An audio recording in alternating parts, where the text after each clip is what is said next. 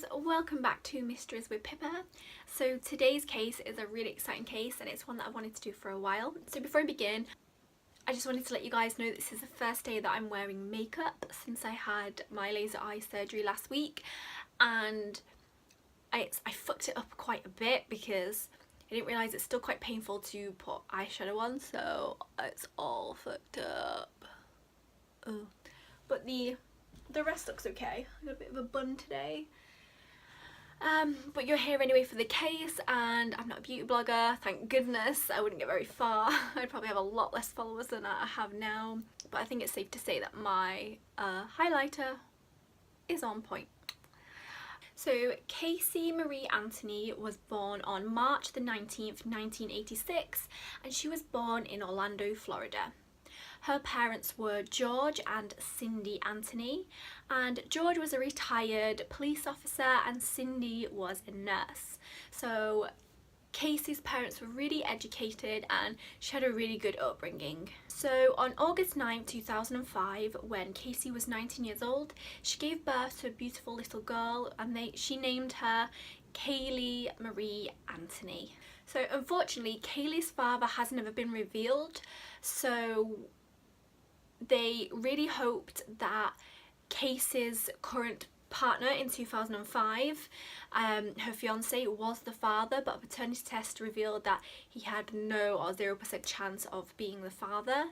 And Casey's mother and father did state that she had a couple of exes, such as Elliot Baker, who could have been a father, and there was also another man who potentially could have been a father called Michael Duggan, but unfortunately both died in car accidents, and their father has never been confirmed. So even to this day, we are not sure who Caylee Anthony's father is. Casey was described as a loving mother and no one really ever had problems or concerns with her, but she did like to party quite a lot, and she was also known as a pathological liar, and it was well known that she would frequently lie a lot. Fortunately for Cindy and George, she didn't have to worry because Casey and Caylee both lived with George and Cindy. On June the 16th, 2008, Casey had a huge bust-up kind of argument with her parents Cindy and George, and this was over Casey not being responsible enough to be a mother. So even though there was no worries and she was seen as a loving mother, they had a huge argument over her going out and partying and kind of not being how a mother should act. This infuriated Casey, and so she took Caylee and she left the house. Now this is the last time George and Cindy have seen their grandchild, Caylee. So because George and Cindy were so close to their granddaughter, because she lived with them, they would ring up Casey every single day and talk to Casey to keep in contact, but they would often ask to speak to Caylee, and Casey often refused, so she'd frequently say, oh, she's with the nanny, she's not here at the moment, oh, she's out, but she's fine. And this worried the grandparents. They never got to speak to their grandchild. This nanny was known as Zenaida Fernandez Gonzalez, and for short they used to call her Zanny, so Zanny the nanny. And Casey would always say that this was who Caylee was with, but the grandparents had never met Zanny the nanny. On July the 13th, 31 days after they'd last seen Casey and Caylee, they had received a letter to inform them that the car Casey was driving, which was under the name of Cindy and George, had been impounded and that they needed to come and pick the car up. They picked up the car and instantly knew something was wrong, and they knew this because when George looked in the front of the car seat, they found Casey's purse, and in the back they found Caylee's like high chair that they sit in, babies, and her toys kind of strewn all over the car. Another huge issue with this is that there was a really bad odour in the car, and later in the 911 call that Cindy makes, she describes the smell of the car as decomposing human body. It smells like a dead body, she'd say. And don't forget, both George was a police officer, so he would have known what the smell of decomposition would have been, and Cindy was a nurse, so she would have smelled death. both would have known what the smell of death is. And for anyone who doesn't know, I mean, I don't know myself, thank goodness, but it's a really strong odour, but it's a very distinct sweet odour that once you smell, you instantly never lose the memory of what that smells like. So at this point, Cindy and George realise that Caylee has lied to them yet again, saying that she was out of state, yet they found the car was impounded in the same state that they were in, and they were worried because they hadn't spoke to their grandchild in 31 days. So Cindy took some initiative and she tracked down Caylee at her boyfriend's house, or her fiance's house at the time, and she was furious with her. She dragged Caylee back home and demanded to know like why she had lied and where was her granddaughter, because her granddaughter was not with Caylee. July 15th, Cindy makes 3 911 calls throughout the day. So the first call is made at 8:09 p.m. and Cindy states that she wishes to hand her daughter over to authorities because her daughter stole her vehicle. She's informed by the sheriff to go straight home and ring 911 from there. A second call was made at 8:44 p.m. and Cindy is still quite calm, but she's a little bit worried, and she says she thinks her grandchild might be missing and that her daughter was not letting her know where her grandchild was, and that this was really concerning for her. Then the third call is made at 9:41 p.m. and this time Cindy is crying hysterically, and she's saying that her daughter has finally admitted that her granddaughter has been taken by a nanny and that she's been missing for 31 days. When the operator asked, "Why have you just reported it now?" she says she's only just found out. She passes the phone to her daughter, Caylee, and Caylee's quite calm. You know, Caylee's had 31 days to kind of think about this, and she basically says that you know, Zanny the nanny has took her child and that she wanted to get her back without media or the police involved, and that's why she hasn't rang up. So just to break it down, no one was alerted to the disappearance of Caylee Anthony for 31 days. And this is kind of where more lies come in. Once they take Caylee in, they realise that this nanny, is Zanny the nanny, does not even exist. And also during those 31 days where her daughter was missing, where she didn't want to get the police involved and she wanted to try and find her herself, she was photographed partying, and she was also got a tattoo that said "Beautiful Life" in Italian. This was all revealed on July the 16th when Caylee was arrested. Unfortunately, they didn't have a body at this time, and so they just arrested her on child neglect. What is weird is that they did find a woman living in the same state known as Zenaida Fernandez Gonzalez, and she had nothing to do with Caylee or Caylee. She had never met these people before, and they think that Caylee had found this name out because both Caylee and Zenaida visited a same apartment complex, and it was one of those apartments where when you go in you had to sign in a guest book, and they think that when Caylee had gone to this guest book, she'd like flicked through, found a random name and stuck with it, and that just so happened to be that lady's name.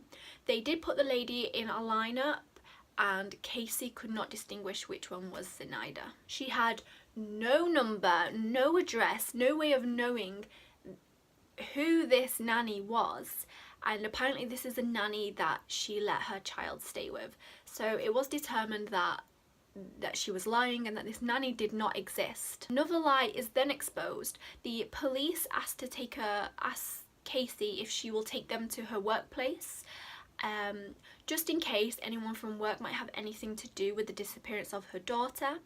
They go to her place of work, Universal Studios, where she's told everyone she's worked, and she walks along corridors, and then eventually she admits that, you know, she hasn't worked here for a long time. She was fired a couple of years ago. This is when they added to the charges. So not only was she being arrested for child neglect, she was also now being arrested for obstructing an investigation, because these police officers were here to help try and find Caylee, and she was obstructing it and lying and not helping the police officers.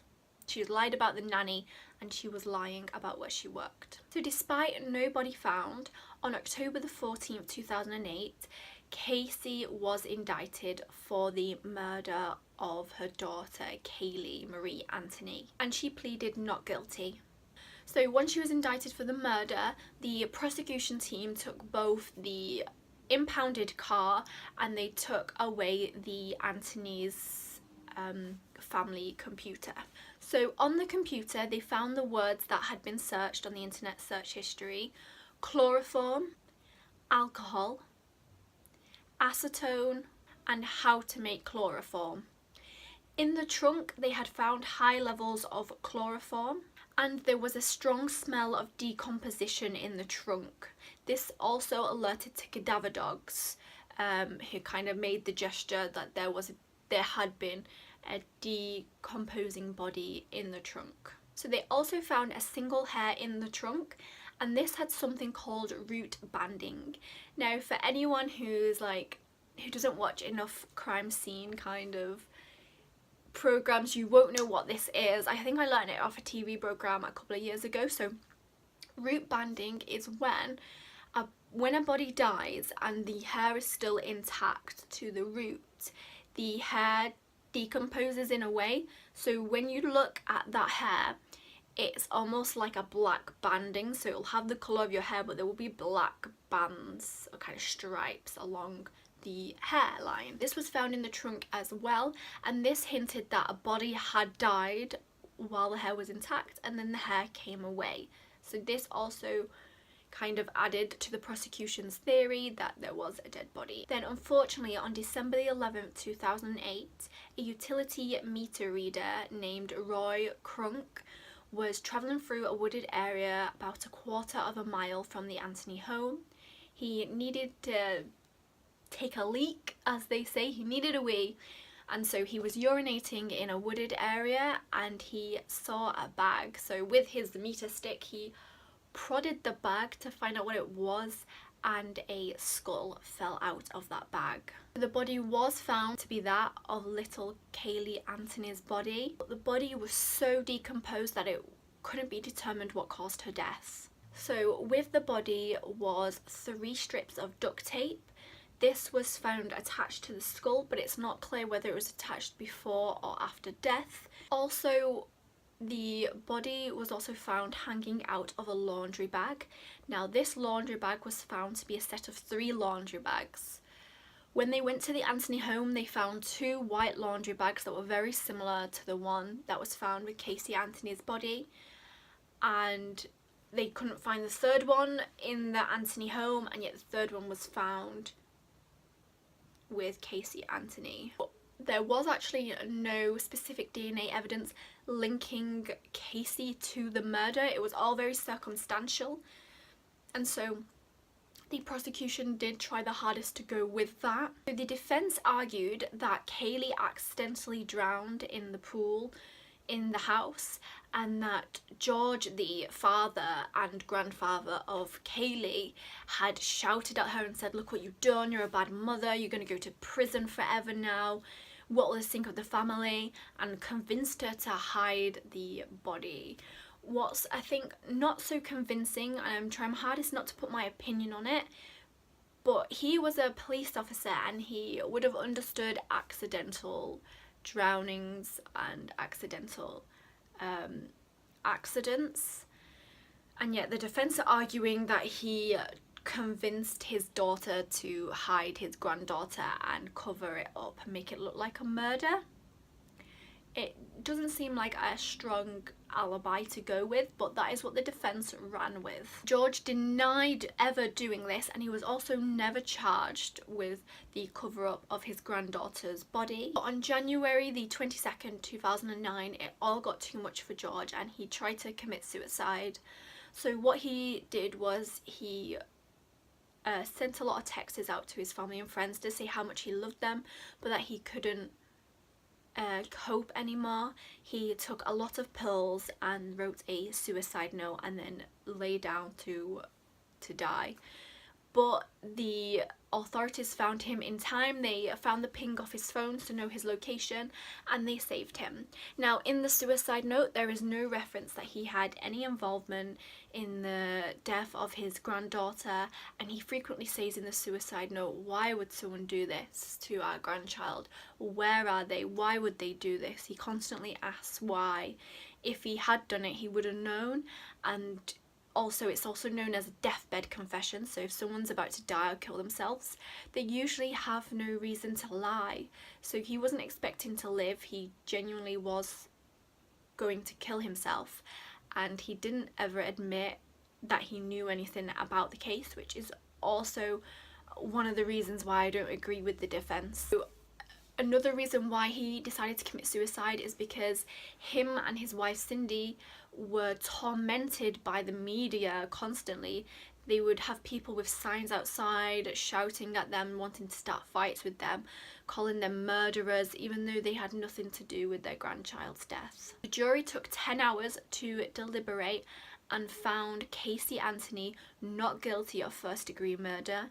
They also found her not guilty of child neglect, but they did find her guilty of obstructing justice, and she served 10 days in jail.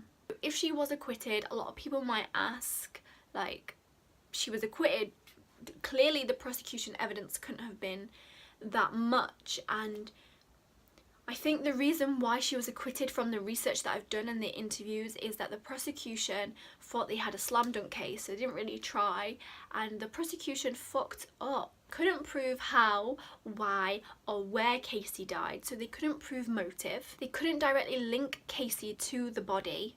And also another thing, the Roy Crunk, the utility guy, had rang up 3 times in like a 3-month period to the police and explained that he found this weird bag, but obviously on the 3rd time when he went to urinate, he thought he would check the bag out.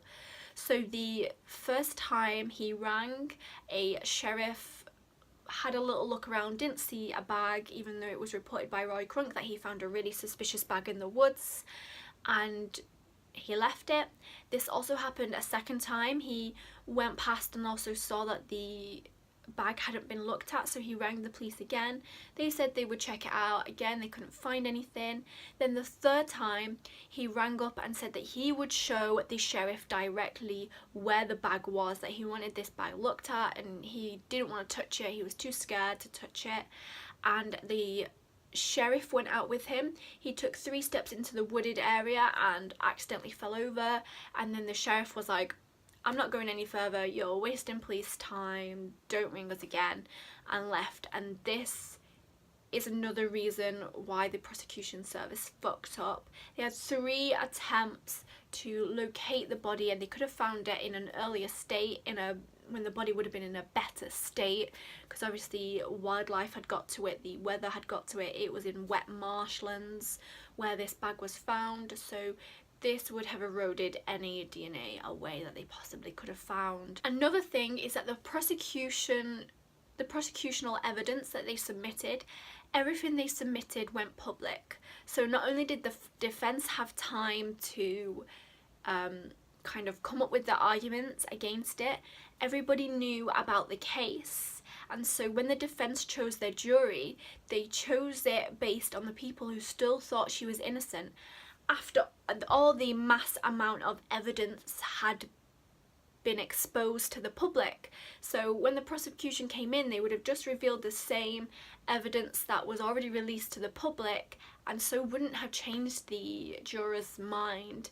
The defense team did say that they chose the jurors based on, they would ask them questions like, what do you know about the case? Do you think she's guilty? And quite a few of the jurors, because they didn't have enough evidence on how Casey died and where she died and how she died, they were like, they were saying, what is Casey guilty of? And so they chose those jurors because they knew that it could never be proved by the prosecution. So all the defense had to do was poke holes in the prosecution's case and just find that word on reasonable doubt. Now obviously, because there was no DNA evidence, that is your reasonable doubt. So unfortunately, this is the end of the case. She was acquitted. She's never been tried again. She cannot be.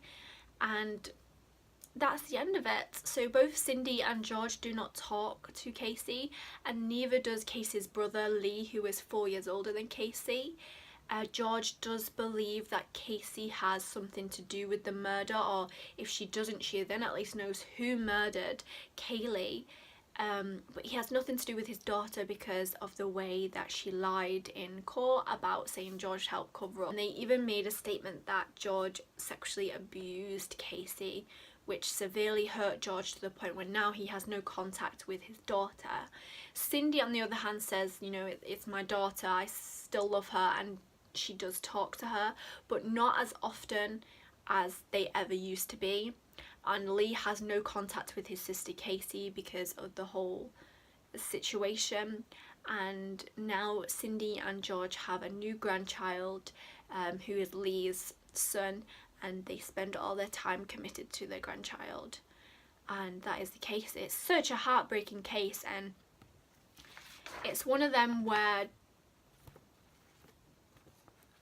I don't know, you see a lot of evidence, and I would have loved to have known what had gone through the juror's mind, because after all the research I've done, I don't know how someone can reach that conclusion.